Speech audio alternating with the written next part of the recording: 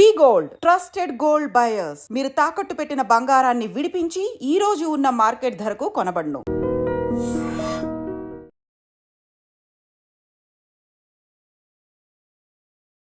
నమస్కారం, welcome to I dream. నేను మీ ఝాన్సీ. Belly fat. ఈ బెల్లీ ఫ్యాట్ తగ్గించుకోవడానికి ప్రయత్నించిన వారు ఉండరు అంటే అతిశయోక్తి కాదండి. చాలామందికి ఇప్పుడు లైఫ్ స్టైల్ వల్ల కానివ్వండి, సెడెంటరీ లైఫ్ స్టైల్ అంటూ ఉంటారు.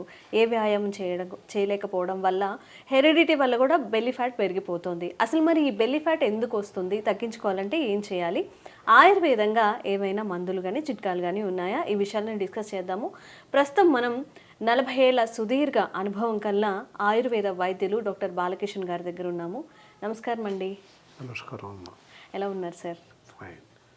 సార్, అయితే బెల్లీ ఫ్యాట్ ఇంతకుముందు మీ జనరేషన్లో మీ ఫాదర్ కానీ, మీ గ్రాండ్ ఫాదర్ కానీ, మీ మదర్, గ్రాండ్ మదర్ వాళ్ళు ఫేస్ చేయని ప్రాబ్లమ్స్ అన్నీ కూడా ఇప్పుడు ఫేస్ చేస్తున్నాము. సో ఈ బెల్లీ ఫ్యాట్ అసలు ఎందుకు వస్తుంది? ఓన్లీ లైఫ్ స్టైలా, ఓన్లీ ఫుడ్ హ్యాబిట్స్ వల్లనే వస్తుందా? ఈ చాలా మంచి ప్రశ్న ఇస్తారు. ఏంటి బెల్లీ ఫ్యాట్స్ ఎందుకు వస్తున్నాయి? వంశపారంపర్యమా లేదా మనం చేస్తున్నటువంటి అలవాట్ల, మనం జీవిస్తున్న జీవన శైలి అని ఇక్కడ ఓన్లీ ఫర్ ఏంటంటే జీవన శైలి మాత్రమే చెప్పాలి.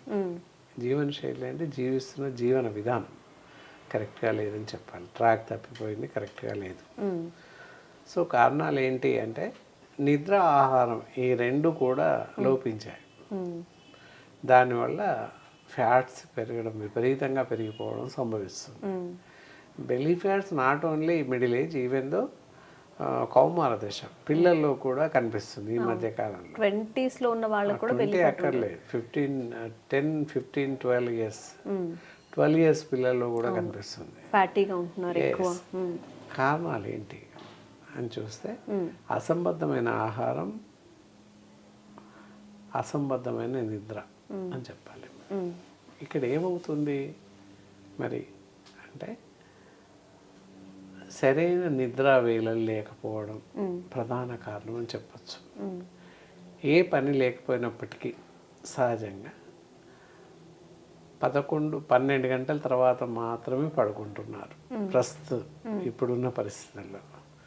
సరే, ఓకే, కొంతమందికి night duties, night shift work ఉంటుందేమో, వాళ్ళు ఉండడంలో ఒక అర్థం ఉంది. కానీ ఇంట్లో ప్రతి వాళ్ళు, పిల్లల నుంచి పెద్ద వాళ్ళ వరకు అందరూ కూడా 11-12 గంటలకు పడుకుంటున్నారు, 11 o'clock. సో ఉదయం మళ్ళీ ఎప్పుడు లేస్తున్నారు? ఇంట్లో ఉండే వాళ్ళు అయితే 11-12 గంటలకు లేస్తున్నారు. అలా లేదా కొంతమంది త్వరగానే 5-6 గంటలకు లెగుస్తున్నప్పటికీ నిద్ర సమయం సరిపోతుంది. So it is the major problem అన్నమాట. అది కూడా కారణం, నిద్ర సమయం. మరి నిద్ర సమయం ఎలా ఉండాలి అని చూస్తే సాయంత్రం రాత్రి వేళల్లో 8 నుంచి హార్డ్లీ 9-9:30 కల్లా నిద్ర పడాలి, నిద్రకు ఉపక్రమించాలి. ఉదయం మళ్ళీ 5-6 గంటల లోపు నిద్ర లేవాలి తప్పనిసరిగా. మరి ఎలాగో ప్రతి మనిషికి 8 గంటల నిద్ర అవసరం. కొంతమంది అడగొచ్చు, ఏది 8 ఏంటి, మేము 10 గంటలు నిద్రపోతున్నాం అని చెప్పి కూడా అనొచ్చు. ఏది 12 గంటలకు పడుకుంటున్నాం, 12 గంటలకు లేస్తున్నాం, 12 గంటలు నిద్రపోతున్నాం మేము అనొచ్చు. కానీ అది ఎంత మాత్రం కరెక్ట్ కాదు. సరైన నిద్ర వేళలు పాటించాల్సిన అవసరం ఇక్కడ ఉంది, ఖచ్చితంగా పాటించాలి. సార్, జనరల్గా మీరు చెప్పిన ప్రకారం అయితే 8 to 10 అనేది 8 to 9:30 అన్నారు మీరు, అసలు అసంభవం. ఎందుకంటే ఆఫీసెస్ అయిపోయే వరకే 7:30, 8 ఆఫీస్లోనే అవుతుంది. చిన్నపిల్లలు కూడా స్కూల్ నుంచి వచ్చిన తర్వాత గేమ్స్ ఆడుకోవడం కానివ్వండి, టీవీ చూడడం కానివ్వండి, అల్లరి చేస్తూ ఉంటారు కానీ త్వరగా పడుకోరు. మరి నిజానికి నిద్ర వల్లనే ఇన్ని దుష్ప్రయోజనాలు ఉన్నాయా? అసలు ఏంటి, ఏమి ఆరోగ్యకరమైన డిసడ్వాంటేజెస్ ఉంటాయి లేట్గా పడుకోవడం వల్ల? లేట్గా పడుకోవడం వల్ల మనం తీసుకున్న ఆహారం సరిగా జీర్ణం అవ్వదు, ఇండైజెషన్ కిందకి వెళ్ళిపోతుంది. సో ఇందాక మీరు అన్నట్టు కొంతమంది, మీరు 8 hours అన్నారు కదా, మేము 10 hours 12 hours పడుకుంటున్నాం కదా, 11 గంటలకు పడుకొని 11 గంటలకు లేగుస్తున్నాం అని చెప్తారు. ఎక్కువసేపు పడుకున్నాం. ఇంకే అలాగే మీరు కూడా అడగచ్చు, 12 గంటలు పట్టుకుంటున్నారు, 10 ఇంకేముంది 8 అవర్స్కి లేస్తారు, కొంతమంది లెక్క పెట్టుకొని 10ంటికి లేస్తారు, 8 గంటలు అవుద్ది కదా అని అనవచ్చు మీరు, ఎవరైనా అనవచ్చు. సో అక్కడ డిసడ్వాంటేజ్ ఉంది. ఎప్పుడైతే మనం ఆహారం తీసుకుంటామో ఆ ఆహారం డైజెషన్ అయిపోయిన తర్వాత, కంప్లీట్ డైజెషన్ అయిపోయిన తర్వాత శరీరం శక్తిని కోరుకుంటుంది తప్పకుండా. నియంత్రితంగా మనం పడుకున్నా, నిద్రలేసినా, ఎలా ఉన్నా శరీరం దాని పని చేస్తూ ఉంటుంది. ఓకే.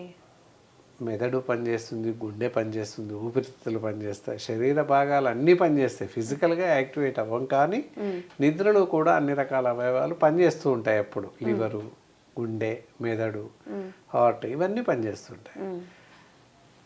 మరి అవన్నీ సమంగా పనిచేయాలంటే మంచి ఆరోగ్యకరమైన శక్తి, ఎనర్జీ కావాలి, ఆరోగ్యకరమైనది కావాలి. అది మరి ఆ ఎనర్జీ ఎక్కడి నుంచి వస్తుంది? మనం తీసుకున్న ఆహారం నుంచి వస్తుంది. ఆహారం తీసుకుంటాం కదా, ఇండైజెషన్ ఉన్నట్లయితే మంచి ఎనర్జీ వచ్చే అవకాశం లేదు. ఓకే. ఎప్పుడైతే మనం మంచి ఈజీ డైజెషన్ అవుతుందో, ఆ డైజెషన్ అయినటువంటి ఆహారం ఏదైతే ఉందో మనకి 5 o'clock 6 o'clockకి క్లోజ్ అవుతుంది, అయిపోతుంది, గేట్స్ క్లోజ్. అక్కడ ఆహారం ఉన్నప్పటికీ ఇట్ నాట్ రిలీజ్ అనమాట, రిలీజ్ అవ్వదు. మరి ఇలా శక్తి కావాలి కదా. ఏదైతే డైజెస్ట్ అయిందో విసర్జక పదార్థం, యూరినేషన్ కోసం వెళ్ళేది అవ్వచ్చు, లేదా faecal material like stool motions అవ్వచ్చు, ఆ జీర్ణం అయిన దాని పిప్పి నుండి మళ్ళీ రీగెయిన్ ద ఎనర్జీ, వాటి నుంచి మళ్ళీ రీగెయిన్ చేస్తూ ఉంటాయి. ఇక్కడ ఒక ఎగ్జాంపుల్ చెప్పాలి. టీ కొట్టు వాళ్ళు ఇప్పుడు తగ్గిందేమో తెలియసరికి చూడట్లేదు.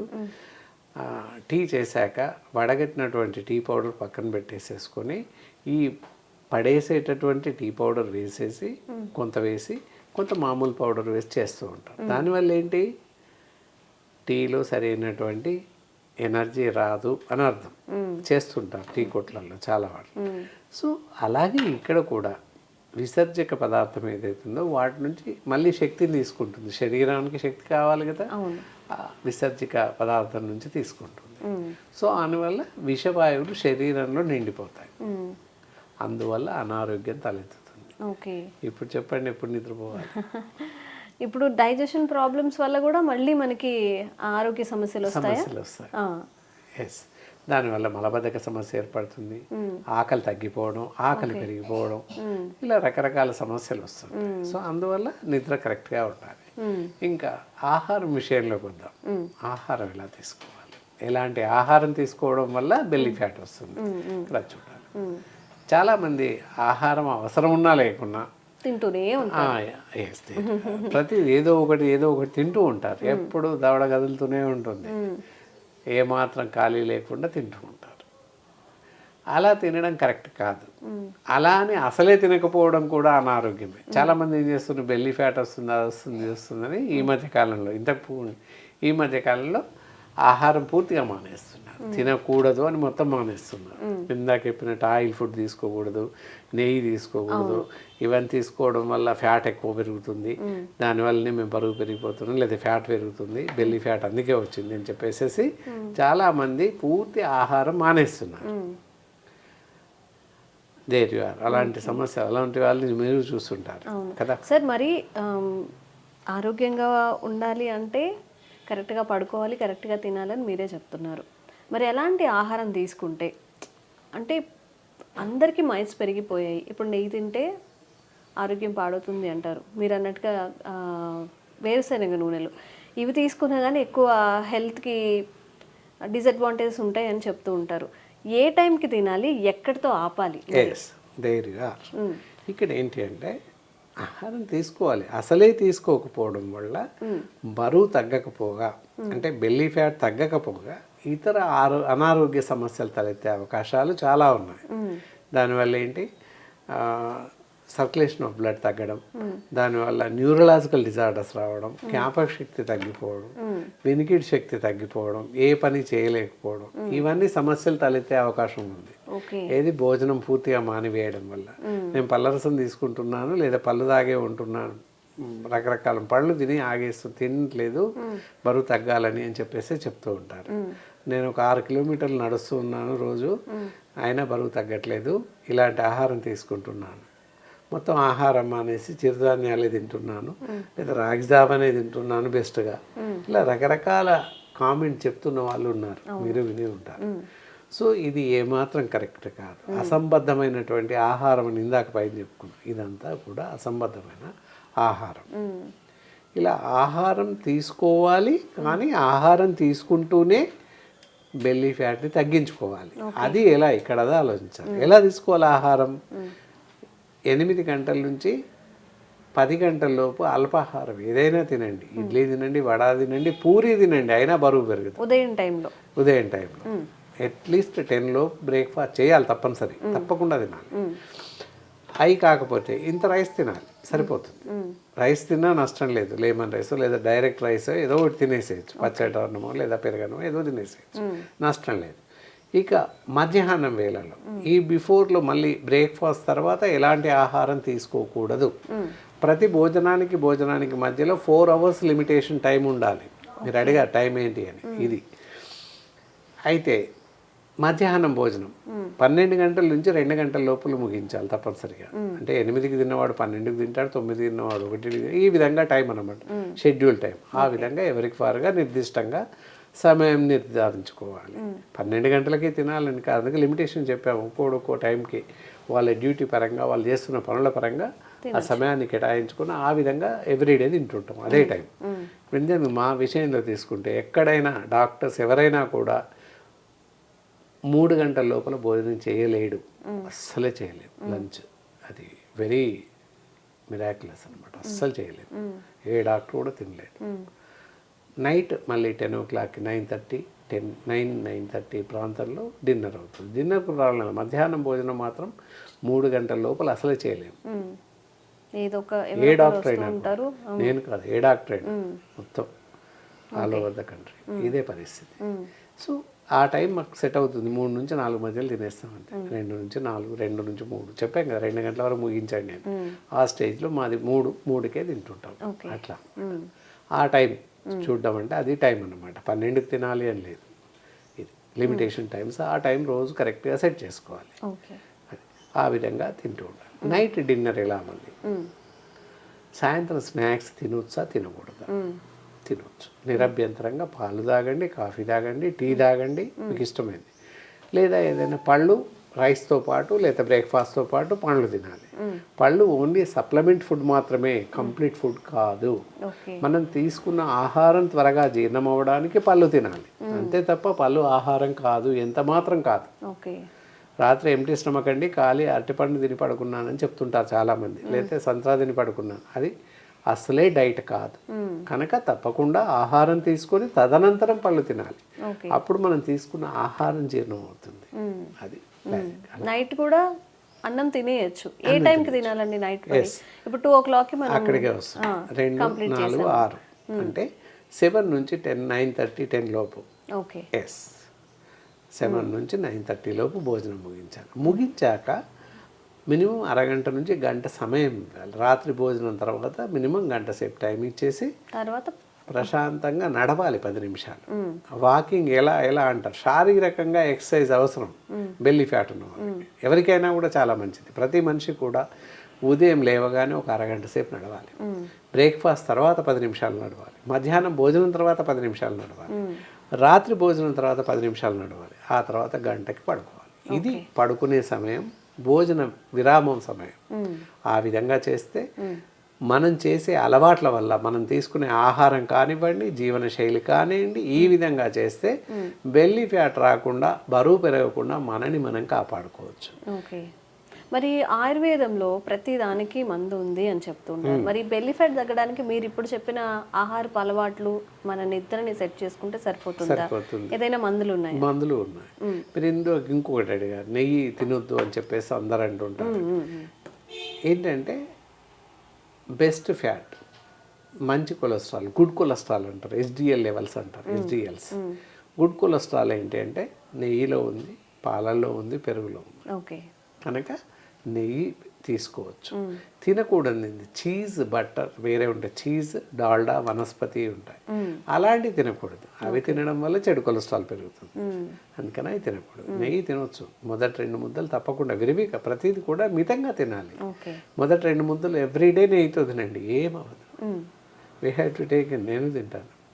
తినడం వల్ల ఆకలి పెరుగుతుంది, బ్రెయిన్ పవర్, బ్రెయిన్ షార్ప్గా ఉంటుంది, జ్ఞాపక శక్తి పెరుగుతుంది, బ్రెయిన్ చురుగ్గా పనిచేస్తుంది నెయ్యి తినడం వల్ల. అర్థమైంది అనుకుంటాను. నెయ్యి వల్ల ప్రయోజనం అది. కంటి చూపు పెరుగుతుంది నెయ్యి వాడడం వల్ల. ఇక్కడ ఇన్ని చిట్కాలు, ఇన్ని రకాల పద్ధతులు చెప్పాము, ఆహార నియమాలు, నిద్ర, ఇవన్నీ చెప్పాము, చిట్కాలు చెప్పాము. ఇవన్నీ చేసినాక ఎక్సర్సైజ్, వాకింగ్ చేయాలి. బెల్లీ ఫ్యాట్ ఉన్న వాళ్ళు అబ్డామినల్ ఎక్సర్సైజ్ చేయాలి. ఎక్సర్సైజ్ ఎలా చేయాలి, ఏం చేయాలి, ఎట్లా చేస్తే మంచిది అంటే తప్పకుండా మాలాంటి ఎక్స్పర్ట్ డాక్టర్స్ అబ్జర్వేషన్లో మాత్రమే, వాళ్ళ ఆధ్వర్యంలో మాత్రమే ఎక్సర్సైజ్ చేయాల్సిన అవసరం ఉంటుంది. ప్రతి వాళ్ళు చేయవచ్చు. అయితే అబ్డామినల్ ఎక్సర్సైజ్ సిస్టమేటిక్ టైంతో చేస్తే బెల్లీ ఫ్యాట్ పెరగకుండా నియంత్రణలో ఉండేలాగా సూచిస్తాం. దానికి కాను బెస్ట్ ఆఫ్ బెస్ట్ మెడిసిన్స్ ఉన్నాయి. వెయిటెక్స్ పౌడర్ అని ఉంది, ఇది బరువు తగ్గుతుంది, అలాగే బెల్లీ ఫ్యాట్ కూడా తగ్గుతుంది. అలాగే ఇక్కడ వచ్చేసి ఫ్యాటెక్స్ అని పౌడర్ ఉంటుంది, ఫ్యాటెక్స్ పౌడర్. అలాగే ఫ్యాటెక్స్ డ్రాప్స్ ఉంటాయి. ఆ డ్రాప్స్ ఏంటంటే ముక్కులో, 2 ముక్కుల్లో ఉదయం పూట వెల్లెక్ల పడుకొని ముక్కులలో 5 చుక్కలు వేసేసుకోవాలి. ఫ్యాటెక్స్ డ్రాప్స్ ఉంటాయి, వేసుకొని వెల్లెక్ల పడుకొని ఉదరం పైన పొట్ట ప్రాంతంలో ఏదైతే ఫ్యాట్ అనుకుంటున్నా ఆ ప్రాంతంలో ఫ్యాటెక్స్ ఆయిల్ వేసి జిగురుగా ఉంచాలి. పూర్తి ఇంకేలాగా జిగురుగా ఉంచేసి దానిపైన ఈ ఫ్యాటెక్స్ పౌడర్ చల్లాలి, ఇలా స్ప్రింకిల్డ్ చల్లేసి పైన ఇలా జెంటిల్ రొటేట్, పౌడర్ అంతా ఇంకిపోయి రాలిపోతుంది. అప్పటి వరకు ఒక 5-10 నిమిషాలు అలా రాస్తూ ఈ మందులు వాడుతూ ఉన్నట్లయితే బెల్లీ ఫ్యాట్ క్రమంగా తగ్గుతుంది. This is the treatment. Okay.